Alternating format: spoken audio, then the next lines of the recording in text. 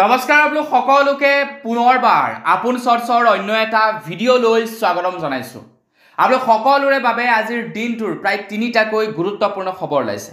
আপোনালোকে যদি Airtel, Jio', BSNL সিম card ব্যৱহাৰ কৰে, তিনিওটা কোম্পানীৰ বাবে তিনিটা বৃহৎ খবৰ ওলাইছে। আজিৰ ভিডিঅ'টোত মই আপোনালোকক তাকেই জনাম। আপোনালোকে কি কোম্পানীৰ সিম কাৰ্ড ব্যৱহাৰ কৰে সেই সম্পৰ্কে জনাবলৈ কিন্তু নাপাহৰিব। তো আগবাঢ়িছোঁ আজিৰ প্ৰথমটো খবৰ ফালে। প্ৰথম খবৰটো ওলাই পৰিছে এয়াৰটেল আৰু জিঅ' কোম্পানীৰ ওপৰত।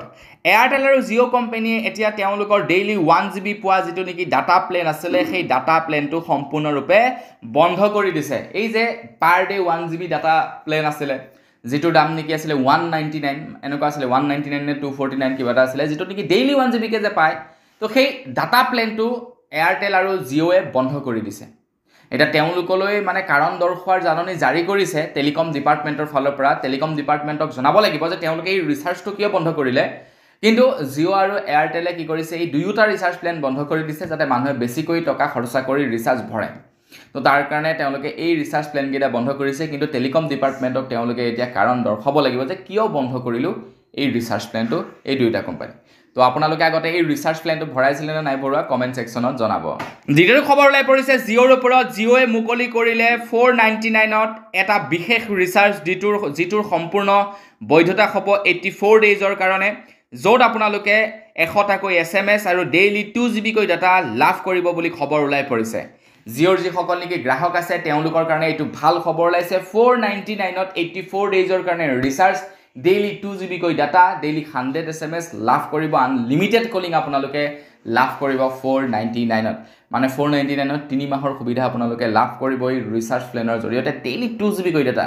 আৰু কি লাগে। ইয়াৰ পাছৰ খবৰটো ওলাইছে BSNLৰ ওপৰত। BSNL কিয় সাৰি থাকিব? BSNL এতিয়া প্ৰায় 130খন গাঁৱত BSNLৰ টাৱাৰ বহাবৰ কাৰণে ভূমি লাভ কৰিছে বুলি খবৰ ওলাই পৰিছে।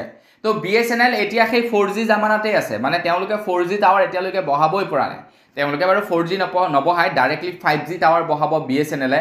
এতিয়া টাৱাৰ বহালেতো নহ'ব ন, টাৱাৰ বহাবৰ কাৰণে মাটি লাভ কৰিব লাগিব, মানুহে মাটি দিব লাগিব, তেতিয়াহে তেওঁলোকে টাৱাৰ বহাব পাৰিব।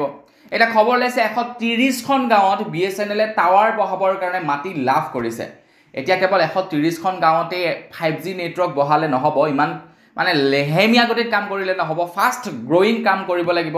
কাৰণ BSNLে 5G আনোতে বোলে এইফালে জিঅ'য়ে 6G লৈ আহিলে। তো BSNLক কোনোৱে পাত্তা নিদিয়ে, আকৌ মানুহে 6Gৰ ফালে দৌৰিব। গতিকে হয়তো যদি যিটো মানে লেহেমীয়া গতিত কাম কৰিছে, সেই গতিত কাম কৰিবলৈ হ'লে 6Gৰ ওপৰত কাম কৰিব লাগিব। বোলে ডাইৰেক্টলি আমি 6G লঞ্চ কৰিম, 3G 2G 4G এইবিলাক লঞ্চ নকৰোঁ, ডাইৰেক্টলি 6Gহে আমি লঞ্চ কৰিম, তেতিয়া BSNLৰ প্ৰফিট হ'ব। কিন্তু লেহেমীয়া গতিত কাম কৰি 5G লঞ্চ কৰিলে এইফালে জিঅ'ই বাপেকে 6G লঞ্চ কৰিব। জিঅ'ই হয়তো 6Gৰ কাৰণে কাম আৰম্ভই কৰি দিলে, জিঅ'ৰ যি টেলেণ্ট, তো জিঅ' ইতিমধ্যে চাগে 6Gৰ কাৰণে কাম আৰম্ভই কৰি দিলে। কিন্তু BSNL এতিয়া 4G জামানাতে 3G জামানাতেই আছেগৈ। তো বন্ধু বান্ধৱীসকল, বছ আজিৰ ভিডিঅ' জনাবলগীয়া খবৰ ইমানকেইটাই আছিলে। খবৰকেইটা জানি আপোনালোকৰ কেনে লাগিলে কমেণ্ট ছেকশ্যনত জনাব। যদি ভাল লাগিলে লাইক এটা কৰিব, চেনেল যদি ছাবস্ক্ৰাইব কৰা নাই ছাবস্ক্ৰাইবটো কৰি ল'ব। পুনৰ এটা ভিডিঅ' লগ কৰাৰ সাজু ভিডিঅ' আমি কিছু ধন্যবাদ। জয় অসম।